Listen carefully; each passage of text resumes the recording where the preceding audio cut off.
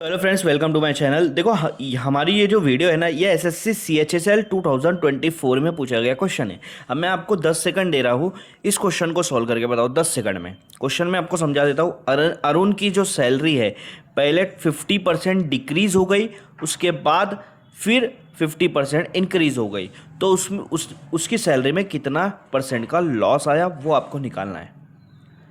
10 second में अगर आप निकालो, उसके बाद फिर मैं आपको सॉल्यूशन बताता हूँ। अरुण की सैलरी 50% डिक्रीज हुई, फिर उसके बाद 50% इंक्रीज हुई, तो कितना लॉस आया उसकी सैलरी में, वो परसेंटेज में निकालना है आपको। ठीक है, अब मैं बताता हूँ आपको। मान लो अरुण की सैलरी 100 रुपीज़ थी।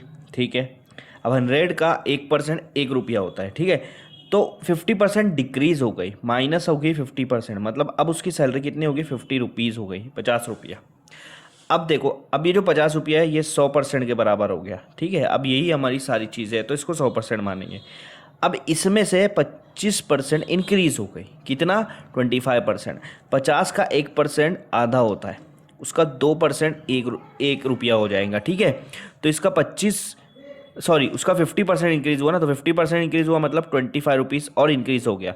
देखो, अगर आपको नहीं समझ रहा तो 50 का कितना निकालना है, 50%। तो 50% में के लिए नीचे 100 लगाओ, zero zero cancel, zero zero cancel, 5 5 जा 25, मतलब 25 रुपया बढ़ गया है। तो 50 में 25 रुपया बढ़ा दो, कितना बचेगा, 75 रुपीज़। मतलब पहले 100 रुपीज़ सैलरी थी, अब कितनी हो गई, 75 रुपीज़। तो टोटल कितना लॉस हुआ उसका, पहले से शुरुआत से 25% का लॉस हो गया। ए ऑप्शन आपका करेक्ट आएगा।